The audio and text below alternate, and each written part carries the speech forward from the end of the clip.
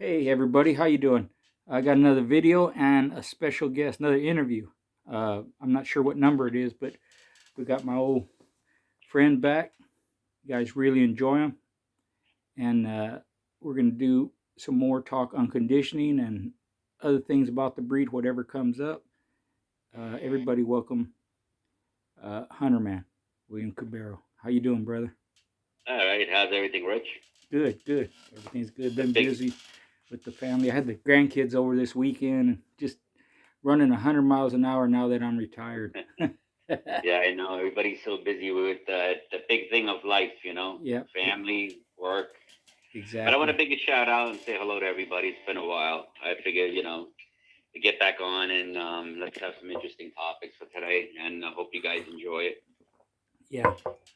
So, first thing I want to talk about is the blood work. You know, give your perspective. I'll give mine, and then we can just go from there. Kind of what we were keying on the other day when we talked. Yeah, I've been asked a lot of times questions about the blood work. I have a form, a chart that was given to me by a veterinarian that tells you how to read the blood work. One of these days, when I have a chance to dig it out, I'll post it up on Schoolboy Lives page so everybody could actually copy it and understand what they're looking at when you're reading a blood work chart. But one of the biggest problems and something to understand and emphasize on that is what are we looking at? The different levels, from the blood levels to the overall health to everything, from all kinds of changes in the dog system. But the problem with the blood work is that I see a lot of guys do blood work during the middle of the keep, and then they'll show me and they'll ask me about it. The problem is this, and I want to see if you agree or disagree, Rich. But I believe that the blood work should be done before the dog begins anything to check the dog's natural overall health. To me, that is very important because once you start working that dog and start going into the conditioning, things are going to change. Uh, I'll give you, in the human perspective, almost something similar to what's happening. Me and you discussed this once, Rich. Like with diabetes, I'm diabetic and, I take the pill or whatever. Right. And a lot of times you get a number, only numbers are like 97, 98. That's normal. But you ever notice that when you eat something or you take a little bit of carbohydrates, your numbers go up, Right. and it Right. fluctuates based on what you're taking in and what you're getting rid of. So blood work is almost the same similarity. A lot of problems with conditioners, they go do the blood work and the vet says, okay, this dog has this problem, that dog has that problem. We recommend you take pills and you take this and you take that. You're going to the vet and that's what they're going to do. They're going to give you medicines and prescriptions and stuff to get the dog down to what it needs. But the problem is that when you're doing a keep and you start introducing drugs and medication into the dog system, you're really kind of like pushing yourself backwards, only for the simple reason that all that affects is the changes in the dog's conditioning aspects. What do you think, Rich? Yep. Yep. I agree. The one thing I always thought about was the only time I could take my dogs in was before I did anything with them. You know, and I usually did that around 2 years old because even back then in those days, we're talking, late 70s, early 80s. If a vet thought you were doing something illegal with your animals, they had to turn you in. So I couldn't take scarred up dogs in there. I couldn't take them after I roll, even after they were match or retired or anything like that. So I would do it beforehand when they were still young and get an overall, assessment of their health. That's basically what I used it for. And very rarely did the doc tell me, hey, something's wrong here and there. And with females that I was going to breed, I would take them in again when they were young. And they would tell me, well, their iron's a little low or something like that. Just give her a little bit of meat or something like that. So the diet didn't fluctuate that much, but if it was something that he noticed, He would tell me like that. But overall, I always got a good health, report on them. And because the blood work, and I don't know how to read it that well. I know a couple of the numbers where they're supposed to be at or so, whatever, but it fluctuates, like you say. And even with dogmen, with conditioners, top conditioners, and I've talked to a bunch of them, the numbers they give me vary widely. Some will say, I've had some tell me they want theirs under 40, right? Right. Others tell me, and it's anywhere between 43 to 50. So, I don't know. I don't know where the numbers lie, but I know they do fluctuate. But one thing they would tell me is they want a steady number. They don't like it going up and down a lot. It's going to fluctuate a little bit, but if, as long as it's within a certain range, they're good with it. You know, and like I said, some like the higher end. Mr. Gray talks about it. He likes his at 50. I've talked to other people. They like it at 43. Some like it at 45. You know, and then there's another number. It's 13 to 18 or something like that. Like I said, I don't know the numbers, but basically what I'm saying is we just had to do it by eye, and look at the dog. Is he healthy? How does his stool look? How does his urine look? How's he feeling? Is he excited to work? Is he not lethargic? Are his gums a good pink, a good color?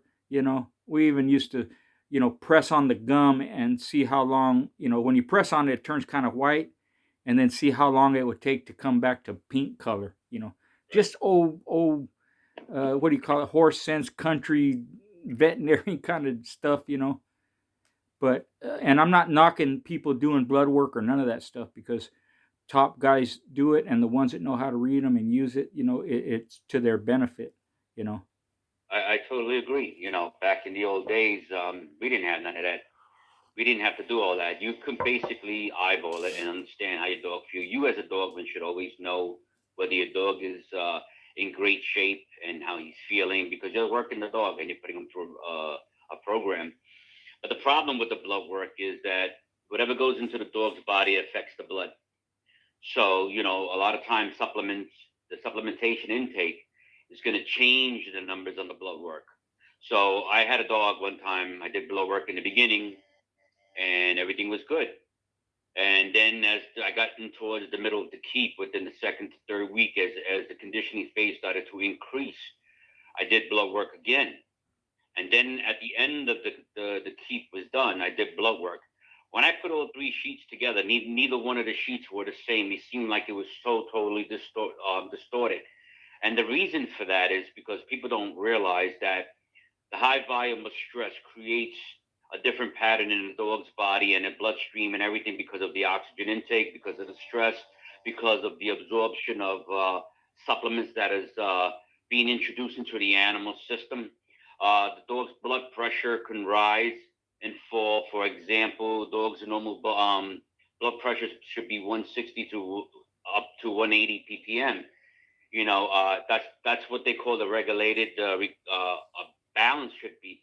But sometimes when it goes past one or goes below one, he's either anemic or he's has high blood pressure. So that's going to show up in your blood work.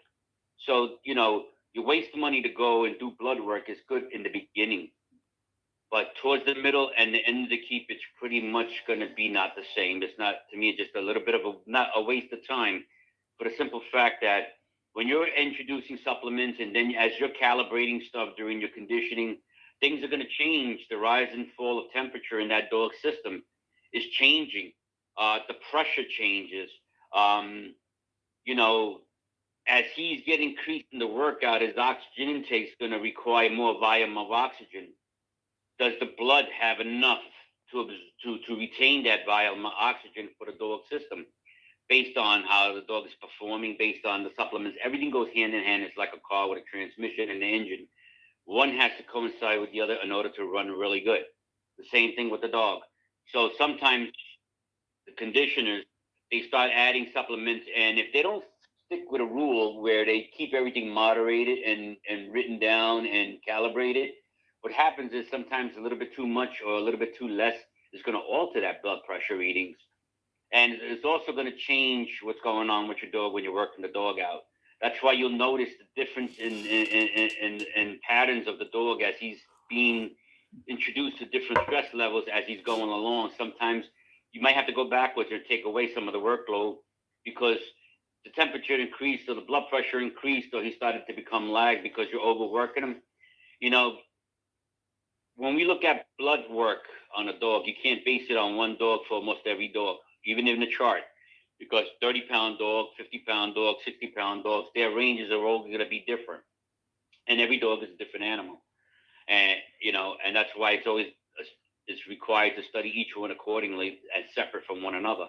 Yeah. But I, like you said, the rule of thumb is knowing that your dog is healthy and being ready. But the problem is when you go to the vet's going to say, okay, this dog might have this and might have that, and then you start to give you medication, and then it's going to kind of like spike up the temperature, might cause the dog to have a lateral drag as he's working out. In other words, he's sluggish. Even if he's feeling good, he could be sluggish because that's disrupting his oxygen intake and disrupting the way he feels. It's like you take too much vitamins or you eat too much food, you feel bloated, you feel like crap. So these are the changes. So think supplements is a big factor in the changes of blood work. Conditioning is and levels are a big factor in changes in blood work. Um, the feeding is a big change in the factors of blood work. And then when the stress comes to the end of the keep, if your dog peaked out right and stuff like that, you don't want to take that blood work because be honest with you, the next time you work that dog, that reading's not going to be the same the next time he peaks out as well. For the next rodeo, every time you go out and condition the dog and you design a keep for that particular dog for the next rodeo, it's always going to be different from the one before. Even though you're using the same game plan, but you're still going to make alterations. And when you make these alterations and changes, it's going to definitely dramatically affect what's going on with the animal. So, as a rule of thumb, if you want to do blood work, that's fine. Do it when the animal's on the chain, fat, normal, see if he's healthy. Yeah. But remember, when you start putting them through that program, everything's going to change. What do you think, Rich? Yeah. Yeah, that's true. When you put, I learned this too. Just talking like a couple of vets that I know in Mexico when I've been down there to do confirmation shows. And one of them told me, when you put stress on the dog like that, when you're working them out, their their the stress is going to lower their blood count, right? Yes. Which is normal. That's normal. And if you take the blood count around that time, like after, it's going to show like, oh, maybe this dog's anemic. You're going to start wondering, oh, maybe he's anemic. His blood count's low. No, that's just the stress. If it happens over a period of time, then give him a little bit more iron or and some B12 like that, and it keeps the levels up. Whereas if you take it, let's say you take the blood work in the morning when he hasn't been stressed and he had time to rest, it's normal. He's good, you know. And like you're saying with the blood pressure, that fluctuates. Like me, when I go to my doctor, if I my doctor's 2 minutes away, so if I went out to do my morning exercise, my walk and this and that, and then I jump in the truck and then I drive to the doctor, and then they do check my blood pressure. It's high. It's always high. And I tell them, just wait 5 minutes and do it again. They, yeah, we'll wait and see how. They wait a few minutes, come back, and oh yeah, it's good. It's just that's I think that's what you're talking about when you say it fluctuates under certain conditions. It's going to fluctuate, but if you take and then kind of panicking, oh shit, I need to give him this and I need to give him that, or a doctor, he doesn't know the whole history of your dog, or he doesn't know what you're doing. You're just going in there for a health check. He might tell you, oh, I'm going to give you this and I'm going to give you that, and that could throw your whole keep off. I'm real reluctant to change anything during the keep, the food, other than maybe adding a little food, or they may need a little bit of this, maybe more fat or protein. And I'm just going by the weight because the dog's feeling good, he's acting good, and all that. I wouldn't go crazy on the supplements, especially towards the end of the keep. That's when everything should be flowing easy and nice, and he should be right on time and feeling good. But That's I that's think those that's one of the fluctuations bother people sometimes because they don't understand them. exactly. That's one of the reasons why I say, when you start introducing the dog to the actual keep.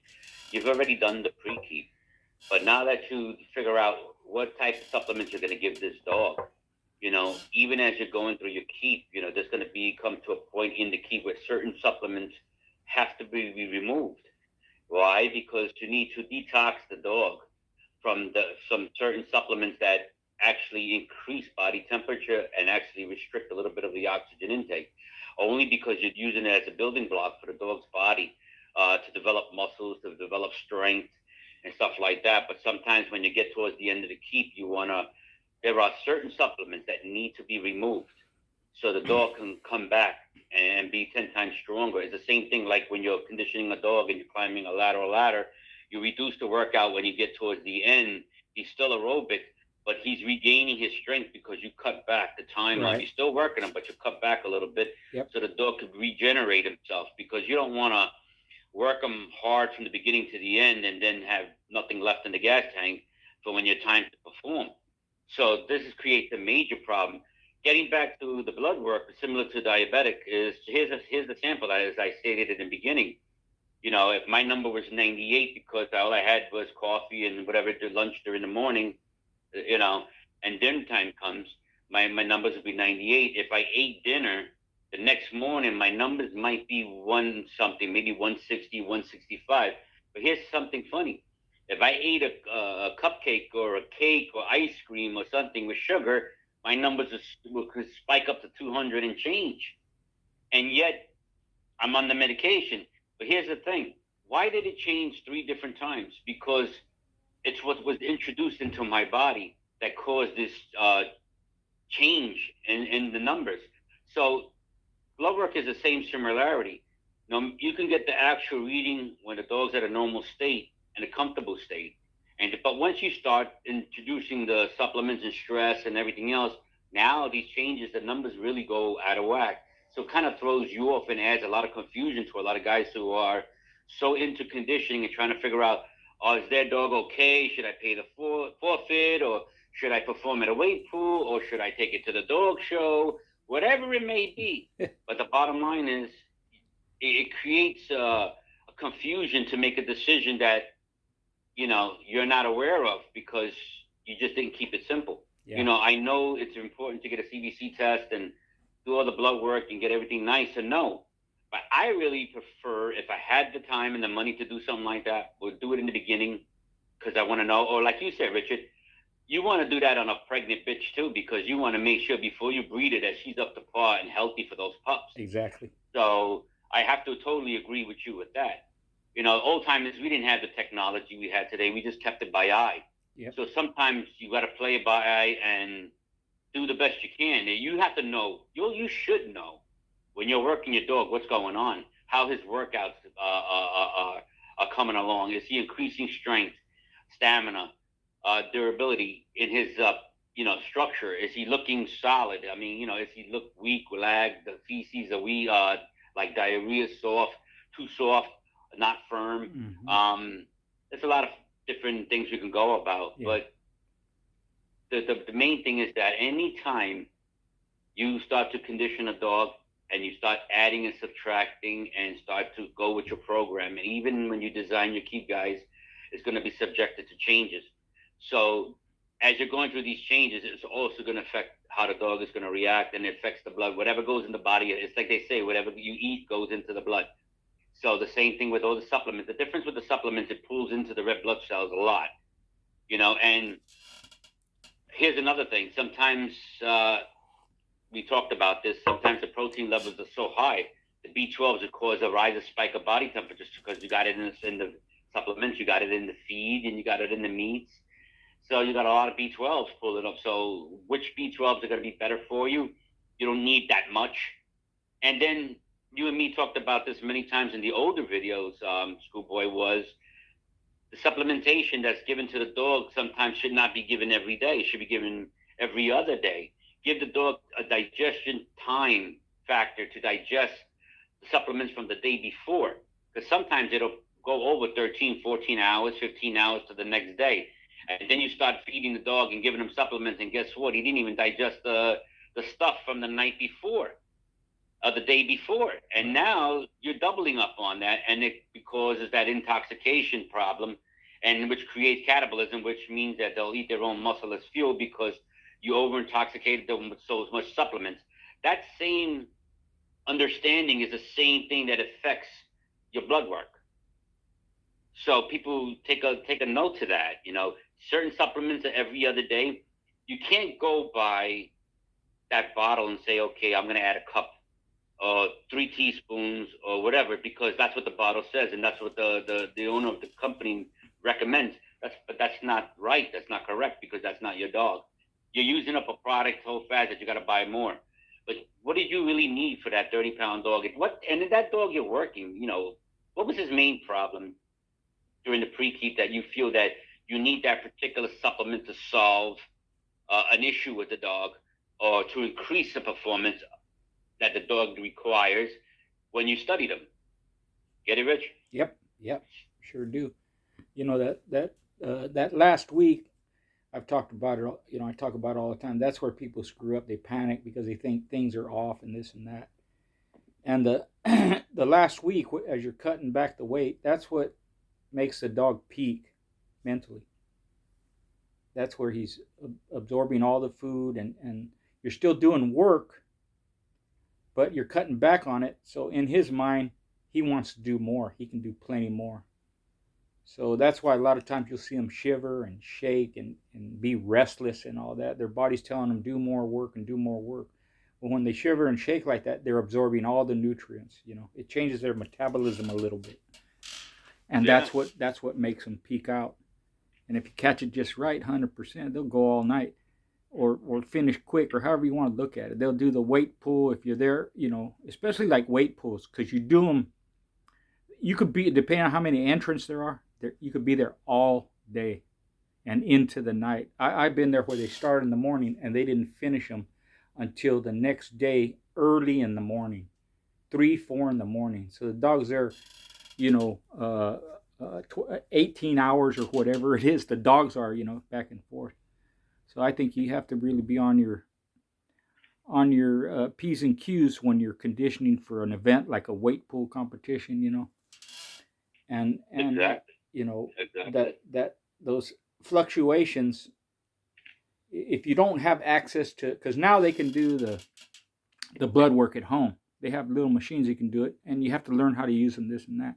But if you don't have none of that, and you don't have the knowledge, to read them and all that, the dog's body tells you if something's wrong. If the eyes are glossy and not clear, if the nose is not warm and wet, if their gums are not pink, if their stool is discolored, or like you said, you got diarrhea or it's too hard, they're having trouble going to the bathroom, if their piss is dark yellow like that, those are all signs that something's up. And even without knowledge, you can, a lot of stuff you can Google and at least give you an idea of what it could be. Because they kind of go drastic sometimes. Oh, your dog's piss is yellow all the time. He could have a kidney infection. He could have a kidney failure and this and that. So people, they get all like that, and they're Yeah, just giving you examples. It could be something mild, where he's not hydrated enough. He needs more water. That's all it is. It's not a big deal. yeah. So you got to Sometimes learn to before I, read, like you said, each dog, and read the signs and what he's telling you, and it'll help you a lot. yeah, so like some of the veterinarians. I mean, if you lucky enough to know a vet that's really a dog person, and they can help you out. I was fortunate enough to meet a few people like that. Yeah. And I had a lot of family and friends that were in the medical field where I could take a sample of blood and put it in a centrifuge and spin it and get a tube of blood off the dog and then kind of look at the red blood cells and the white blood cells and see how much white blood cells there were, and it literally used to have a mark and measure it. And if the white blood cells were higher than normal, whatever, then you have to check other factors on the dog to see what was going on. But it's very confusing. I mean, you don't really gotta go crazy like that. It's Yeah. good with people who got money and got the time and the patience. But the reality of it is that when that animal performs, it doesn't matter what you do. It's up to the animal at the end of the day. Right. So you just got to have an idea of where you stand to make that definitive decision, whether it's show or go. You know, Yeah. another thing too, I like to address too is sometimes the biggest problem with a lot of guys in the conditioning world is about timing. It's knowing when and to feed and not to feed, which also dictates a lot of how the dog is going to feel and react. Your blood work could come out great, your conditioning could be great, the feeding could be great, but the timing from the time to the show.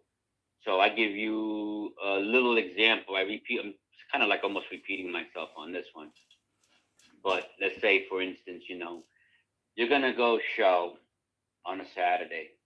I'm gonna just throw a number just out of the wind. So let's say your show is at 8 o'clock at night. Okay, and you work your dog throughout the keep, and it's the last week. You got the last day. Friday will be pop. Is most likely your last feeding. So from 8 o'clock that Saturday, when is it going to be that feeding on that Friday? So sometimes when I developed that system called understanding digestion rate of a dog was to figure out how long the dog takes to digest that particular food because it was constantly being weighed, measured, and always the same, and nothing was changed. If there was any changes in the beginning of the keep, just to calibrate it, but then during the rest of the whole keep, you stood in one certain thing unless I had to make a change. If it was a drastic emergency change. But let's say, for instance, the dog was banging out from the night before to the next day's dump was 13 hours. So think if it was registering 13, 14, or 14 and 15, that Saturday at 8 o'clock, you want to go back from that 8 o'clock 13 or 14 or 15 hours backwards. That'll put you on Friday at a certain time, and that would be the actual time to feed the dog. That way, when that next Saturday rolls over, the next day, your dog, let's say half an hour before, you're ready to perform in the weight pool competitions, and you empty him out. Not only is he going to make weight on time, but he's a lot stronger and he's a lot better. And the funny thing is that the average dog, if he's not properly conditioned, within the first, 20 to 30 minutes of performing, he might lose that pound or pound and a half of body weight.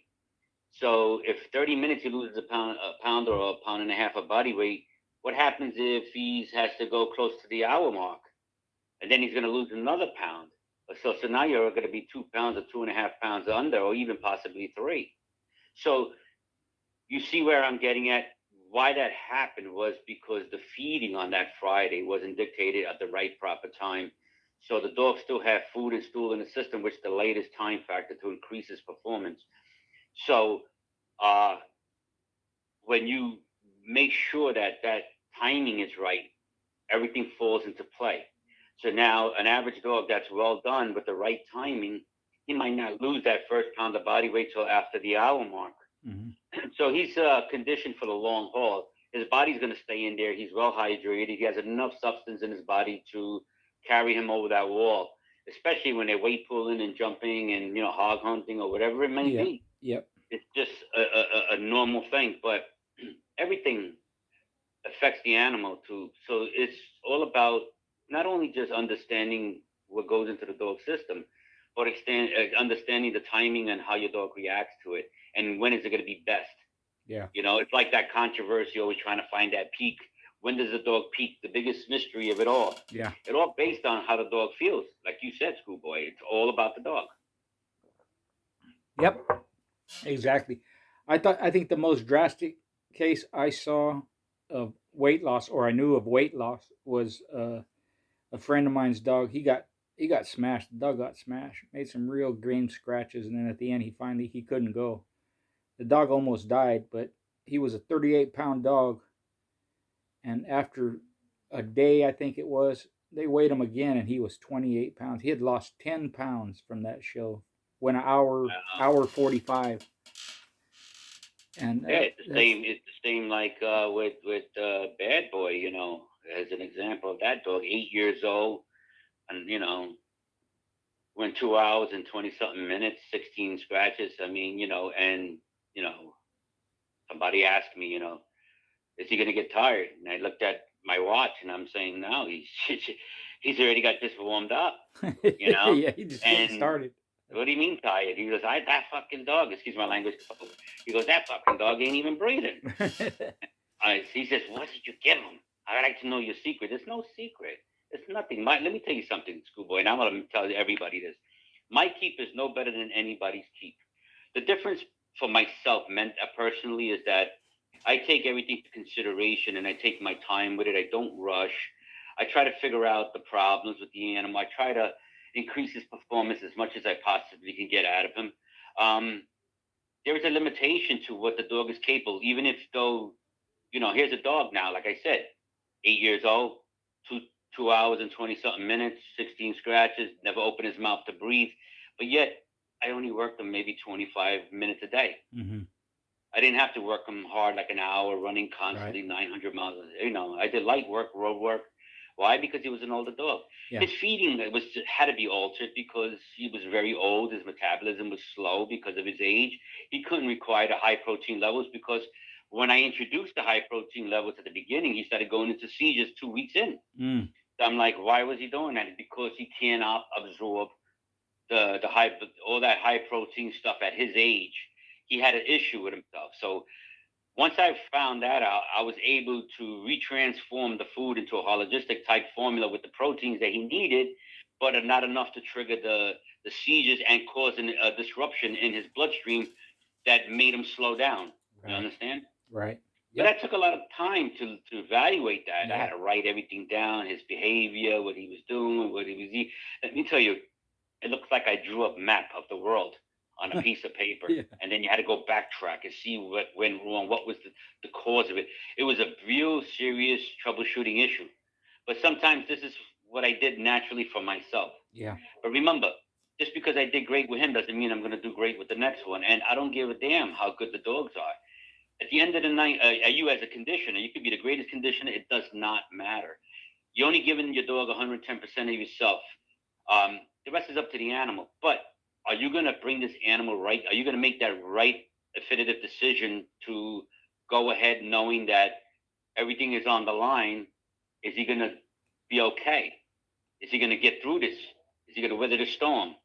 Because, that's the whole thing, and it takes, you have to have an eye for it, kind of an eye for it. I started getting used to seeing things and experiencing so much. And like I said many times on your page, every time you think you got it right, the dog proves you wrong. That's for sure. That's for sure. Probably if you had done a lot of work with them, you would have pulled a muscle or tore a ligament or something like that. So you had to learn because they're older. You back off some. Wasn't Mr. Bill? Wasn't he a medic or a vet or a Mr. Bill vet tech or something? To me is probably one of the greatest of all times because not just because he's one of the best dogmen around, but his involvement in the medical field with the animals, taking good care of them, was his number one forte. The second forte that made him a lot special was the compassion. Yeah. If the animal was not right, it would not go. Right. And as a conditioner myself, as learning from him as well, when I made a decision, even with our camp, it was just 3 of us at the camp. If I say he's not going, it's not going. Only because, I'm not going to jeopardize the animal's safety, his overall health because of a bad decision, because of an ego situation that I'm facing because I don't like the people behind the other side. You understand? Or because whatever. If I felt that animal was not feeling good at all, Schoolboy, even if he got a damn sniffle, he would not go. Okay, I care about doing what's right and hope to get in and get out than to risk it all out of stupidity. Yeah. You see that influence, or you get that influence from someone like Mr. Bill. You run with it. You take it to heart. I've seen a lot of people, myself included, make those mistakes you're talking about. You regret it later. There's nothing you can do. You'll regret it your whole life, making them mistakes that you shouldn't do, put the dog's life in jeopardy. So, when you have a love for that dog, you're going to do what's best for him, and forget what everybody else says. I've seen dogs and that people would love to keep. I'll give an example. A little female. She was 6 years old, missing a cutter. When they went to empty her out, she had a bloody stool. They still did her. She went 2 hours and 20 minutes, William, and the last three scratches she made, she was asleep when they took her to the corner, and the handler shook her up to wake her up. And when she woke up, she started screaming, "Ah!" Wide open, and she scratched wide open.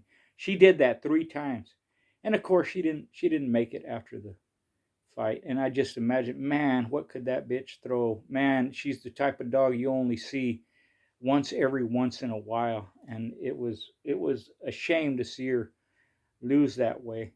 But you talk about gameness, man, and when you see Yeah, something like that, bloody stool and stuff like, yeah, that's right. Tell you, hey, man, don't do it. And I've seen people do that a lot of times. I've seen people uh, show dogs with hookworms and bloody stool and puking and all babesia. kinds of I've stuff. seen sick dogs. I mean, I've seen people done the stupidest shit. I've seen dogs Yeah, all juiced up so bad that when they just walked in there over the wall, all you saw was a freaking great dick hanging out because they were so juiced up, and it was horrible because the animals fell apart. yeah, One thing I learned is with Bill is compassion. yeah, Once you lose that, you lose everything that you work hard for. Because if you can't respect the animal and have compassion, you're not, to me, is not considered a good dogman. yeah, You have to know that they're flesh and blood, and they can only exceed a certain amount of time and distance.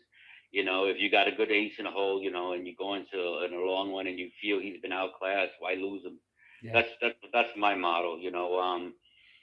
But that's in the opposite side of the world. But the truth is that you're only as good as you put into these animals. Right. Um, that's just plain and simple. Yeah. There's a lot of dogmen that I know that are very, very dedicated, compassionate, and really, really take their time.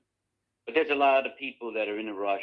They're trying to do this, and then they start adding, incorporating all kinds of stuff to the workout program, Yeah. and they mix it up. And sometimes jumping around from one thing to the next thing can also alter it and mess up your keep.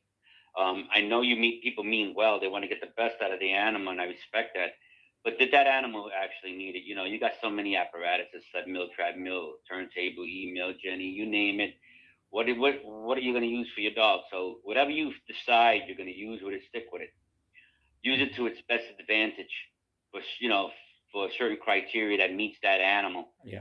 Don't go and jump from, oh, I did the 30 minutes on the slat mill tomorrow. I'm going to wait pool for 2 hours, and then I'm going to go use the Jenny for three. And now you're twisting and turning, and you're ripping more ligaments, and you're actually hurting the dog more than you're helping him because you're doing too much too soon. Yeah. How about you did the slat mill today, and he did really hard running and everything. Tomorrow you do light road work, Yeah. and then go back into the the Jenny or the turntable or something else. You give the dog a chance to walk off that following day all that hard stress from the day before, and then also allows the muscles and the ligaments and everything to contract and to heal and to come back into place.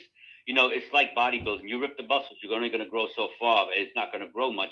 But if you work the muscle in stages, you're going to develop until you look like damn Hercules. Right. But in conditioning is similarity to that because if you walk the dog in stages, you develop better in the end. But if you work the dog brutally, at the end, you have nothing in the gas tank in the long haul. You might think you have it because he looks good working out, but there is a big difference from being physical than it is to being exercised. Yeah. You understand? Yep. The stress is actually 10 times harder physical, and especially when they're pulling something hard and it's everything is on, they're doing their thing.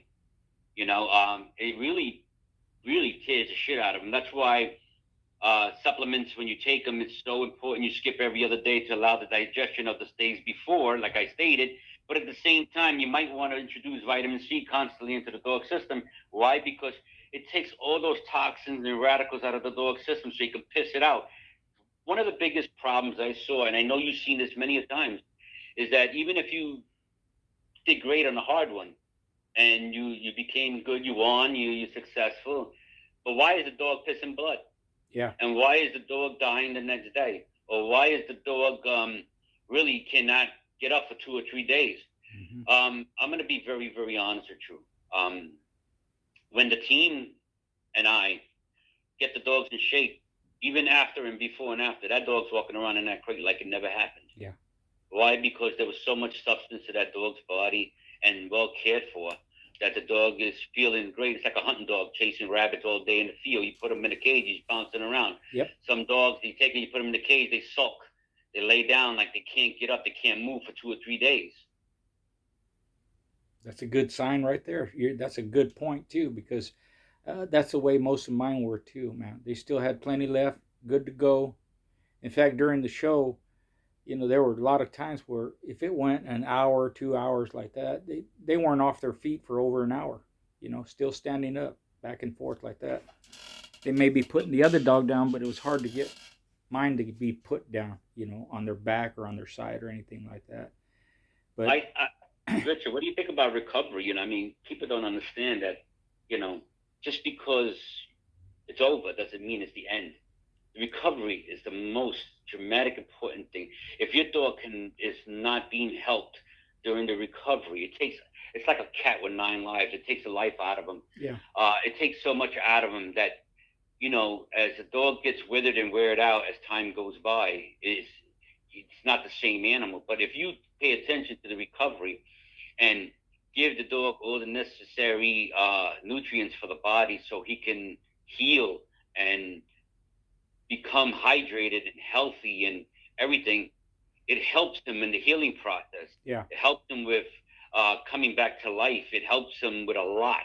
I see people. It's a terrible world sometimes in the dog world where after competition, the dog's just thrown back on a chain on the dirt. I'm sorry, man, but you know what? If an animal performs for myself, that dog is in my bedroom and getting cleaned every day, getting loved, getting fed, getting spoiled, getting kisses. I mean, massages, everything. That dog's recovery is the most important thing to me. I could care less about the money. I don't care about who's fame and glory with all the bullshit. I'm not here to kiss nobody's ass. But when I look in that animal's eyes, he put so much for me, and all the time I put into him, it's my responsibility as an owner to make sure that that animal is as healthy as he can possibly be to recover. yeah. If they're mistreated after a show, like you said, just put on the chain or just put in there. Maybe they have bedding. Even if you bring them inside and you just don't do nothing with them, they remember that. And the next experience they have, it might be worse. Where they might not want to put out for you like they did before because they have that bad memory of how they were mistreated after the show. you know. And recovery during the keep, that's what allows everything, like you said, to go back into place, their muscles to build up, their body to recoup. You know, they need that rest. They need those massages after a workout. They need a lot of attention because you giving that dog attention and showing him love, that's what he's going to give you. And like you were saying about Mr. Bill, I think that was a thing about him that I admired most. He loves them dogs, man. He took care It, of a lot of his own dogs when they got old, but he also took care of Champion Booger and Champion Rocky and different dogs that people just retired to his home because they knew he would take the best care of them in their old age. And them dogs, I don't know, maybe they lived to be 15, 16 years old, whatever it was. But I know he has that innate love for dogs that a lot of people don't have, man. Definitely, definitely. I could say, I was blessed to be around so many great dogmen that, I was weaned and growing up with and learning from at the time. And, you know, um, I owe a lot of gratitude to all of them. They were all special in their own way. They were all great at their own thing that they did. They had some great dogs in history and stuff like that, you know. Yep. And I love them all, and I always tip my hats to them and many everybody that's on here on Facebook as well. Yeah. Um, Sometimes as a dog guy, I have to focus on me and my dog because it's all I got. Yeah. At the end of the day, that animal has given me his all. I have to, give Yep. that more. I used to sleep in the basement, like I said, for 2 weeks and stay next to a dog in a crate till it was 100%. Yeah. That dog didn't even go home. It wasn't even my dog. But I would stay there and take care of that animal because it was a responsibility I felt within myself. Yeah. Um, don't lose that compassion, is what I say to everyone. Yeah. But in the dog world and the game world and no matter what you use your dog for, whether it's catch dog, weight pull, competition, no matter what it is, even with the history of its history, um, You have to really take a deep breath and realize from the old days to today, what made it so different. How can we make it better? But sometimes with technology and everything, it's like everything is too much. And it becomes a problem because now everybody's experimenting with all kinds of stuff, which there's nothing wrong with that. Right. But sometimes when you overdo it, you tend to ruin it more because you didn't fully understand exactly what you were using, how to use it, how much to use it, how much per body weight, whether it was a teaspoon, half a spoon, eighth of a spoon. What was the temperature changes between an eighth of a spoon to a half a spoon or a full spoon? How much did the temperature in that dog's body change? A lot of people couldn't even answer that. Right. A lot of people don't write stuff down. No one takes logs and stuff like that. I did because I was into the conditioning world. I was a fanatic with it. But I had a lot to prove too because I was kicked aside as a teenager, and everybody looked at me like, "Yeah, this guy's a nobody." But when it came to me and the dog, and then years later, the respect earned. I earned my respect because I worked hard for it, and I earned the respect from my peers because I stood dedicated and loyal to them. Um, but it's fascinating, I mean, no matter how you go about it, when people ask me bloodlines, listen, they're all the same. They're all good. Yeah. There's no bloodlines better. It's what you make of them. I was not crazy. I love to breed within the family with the genetics and all the other stuff like we discussed on your pages. But at the end of the day, it's the dog, that particular dog. Yeah. Can I do it? Can I get it right? And man, I scratch my head a lot of times, and I go back into the paperwork, and I'm flipping a page, and I'm just like, oh shit, this dog just changed. What happened from yesterday to today? And you know what? One day the change was because it rained. The other time it was because the temperature dropped from 70 degrees to you know 55 degrees colder. Yeah. There was so when the spike in temperature rose, I had to back off 5 minutes off the workload. So how do I know that I had to back 5 minutes off the workload? Because I saw what's going on with the animal.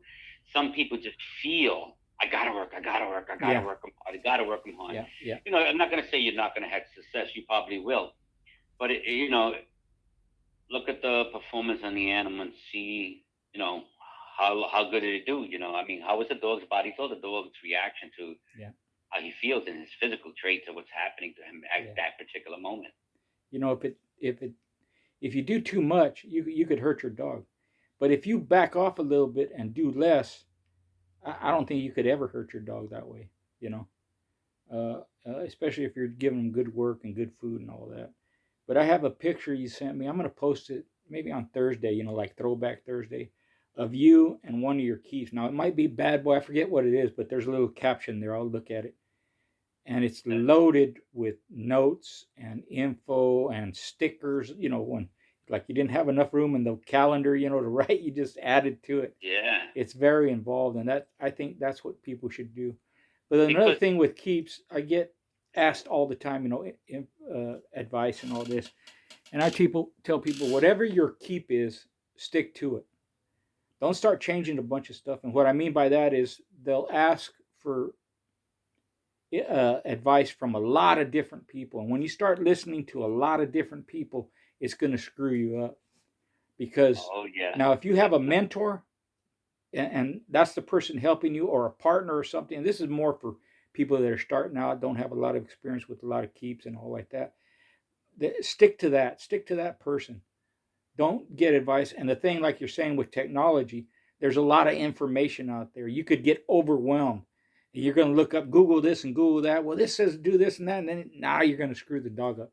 And it generally happens that last freaking week, or people mess up, which is the most important week because that's the peak week, and and that information can be overwhelming, and then you don't know which way to go. So if you have a keep, stick to it, play it out, see how it goes. The dog may be a little under, he may be a little over, he this and that. Don't start panicking and I'm going to give him more food. I'm going to cut food. Oh no, I'm going to do this. I'm going to do that. I'm going to put him in a hot tub and do all. I've heard all kinds of shit they do. oh And yeah, I just tell them basically just stick to it, play it out because you don't know. It's going to be hard if you have a bunch of advice from different people and you're trying all these different things, even if it's 4 or 5 things. You don't know which one could have messed you up. Whereas if you stick to your keep and it doesn't play out like you think, at least it's easier to narrow it down that way. Oh, okay, I shouldn't have done this, or I should have rested him on this day, or something like that. And again, it's all paying attention to your dog, watching how he feels. Because you're right, people say, nope, tomorrow I got to do 30 minutes on the mill. Maybe the dog ain't don't need 30 minutes, or he's acting kind of lethargic, this and that, and just put him up. Whereas a lot of people are stubborn. Nope, the keep says do 30 minutes. I'm gonna do 30 minutes, and man, that's the easiest way to screw them up. Oh yeah, one of the funny things I remember a while back was, there was a dog that my buddy had, and the dog was 40 pounds. And he wanted to go out at 40 to be exact. So yeah, I told him, try to put some weight on this animal, even though the animal looked fat. But the funny thing was, I said, how many weeks? He goes, oh, I got 6 weeks. So I said, well, you got 6 weeks, put like 5 or 6 pounds on top of what he is, and then work him down so he goes back to that 40. And you put that weight and you're taking that pound or a pound and a half or whatever per week you're going to remove, and that dog becomes that 40-pound animal. He's not only the same weight, but he's conditioned at the same way, super strong. A lot of times with the dog guys tend to hook a desired weight, and let's say 40 pounds, and then the dog is really, and they work the dog for 6 weeks, but they keep him at 42 and 43, and then all of a sudden they drop that 3 pounds after 6 weeks, and he's 40 pounds. Okay, he's conditioned 40 pounds, but he's not strong anymore Mm, because they were still 3 pounds. They were still 3 pounds too light. I would consider that. In other words, instead of bringing them 5 pounds over and taking 1 pound per week, they kept him over 2 or 3 pounds over, but then they stretched him out for 6 weeks. So then when he did lose that 2 or 3 pounds, that keep went so long, that dog went stale. He was able to have a little bit of endurance, but in reality, he was weak, yeah. very, very weak. Yep. So why? Because he was dealing with only 2 or 3 pounds for a long duration of time to remove. Right. So it was like they're trying to keep him at that weight, and then they have nothing left. So it kind of like boggled me. I says, why, now you got the same animal. Yeah. If you would have put the 5 or 6 pounds above his ass and then remove a pound per week, that dog was so in shape that, to be very honest with you, he was in good condition and super strong at that 40 pounds compared to the dog that was the 3 pounds and carried out for the 6 weeks. And now Right. he had nothing left. There was nothing. Rich, the dog, had great air, but you want to know something? He couldn't barely stand up in Yeah. the long haul. No strength, no mouth, no nothing. No, he had Yeah. nothing. Yeah. Nothing. He dried out too fucking fast. Yeah. Yeah. That's where that coming down in weight like that, like you're saying, that makes them weak. And that's not good. And like I said, you have to be able to notice that. You can, if you're hands on with your dog, meaning literally, when you walk them on the lead, or you touch them on the mill, or whatever it is you're doing, bring all this work to do, tug of war, or whatever it is, you can tell, hey, if they're good and strong, or hey, they're not as strong as they were a couple of days ago. That's when you have to make that adjustment. It may be just an extra day of rest. It could be shortening the workload, like that. I Because seen that a that dog, that Rich. That was like great dog, like Champion Devo. What a freaking animal!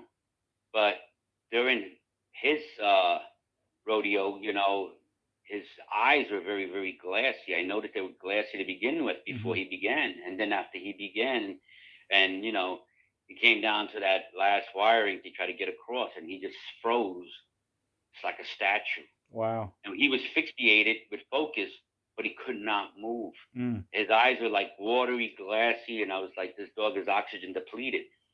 Now, why was he oxygen depleted?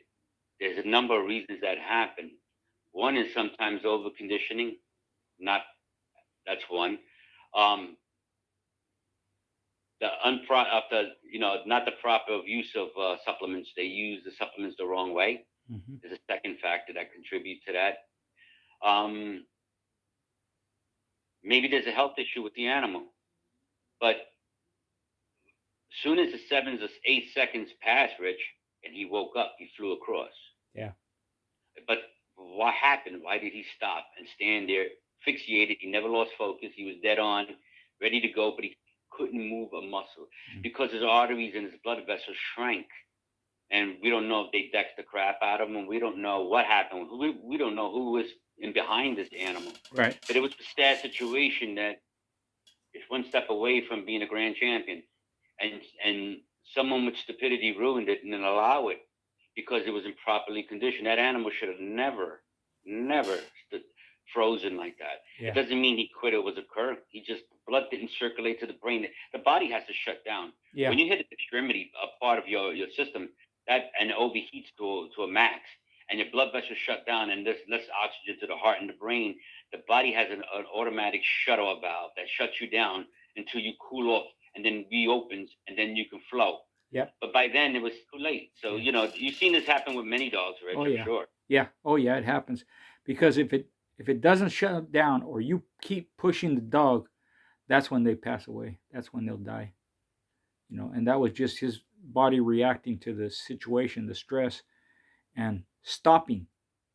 Right? Because, like I said, if you let's say it was the other dog's turn to scratch, and he scratches into him and keeps working him and keeps working him, keeps working him, the dog is just a shell and can't fight back and all that. They're going to expire after the show because now not only is his body shutting down, but all his organs are shutting down. His blood flow isn't even. His what do you call it? The in the pancreas, the Yeah. it stops producing insulin and all that stuff. Kidneys stop functioning. If your kidneys stop functioning, even if you're relatively, it looks like you're okay, you're gonna die. The toxins build up, and it actually poisons your blood system, and then the dog or the person dies.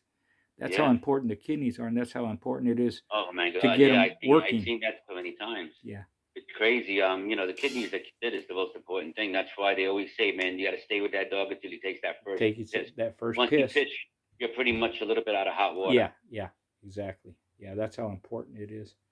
You know. Yeah. So many more questions, Rich. What do you think about?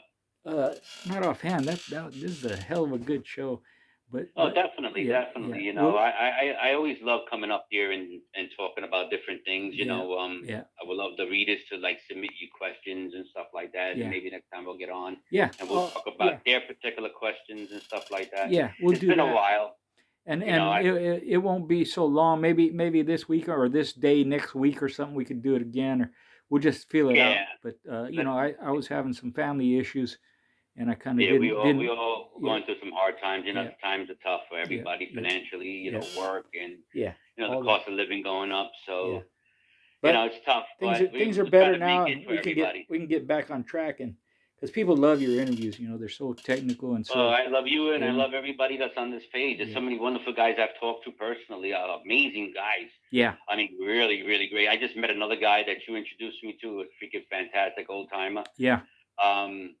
I think everybody's is wonderful. yeah, yeah. Just stay focused on the dog and pay attention to what is needed. Sometimes if you're not sure, it doesn't hurt to ask That's or right. text a message or something or Yeah, get in touch with yeah, Richard. Richard to get in touch with me. yep, We can solve a problem, help you become a better dogman, a better yep, yep. person. But just promise me one thing. I ask all my readers: have a little compassion for the animals, respect your animals, love them, don't abuse them.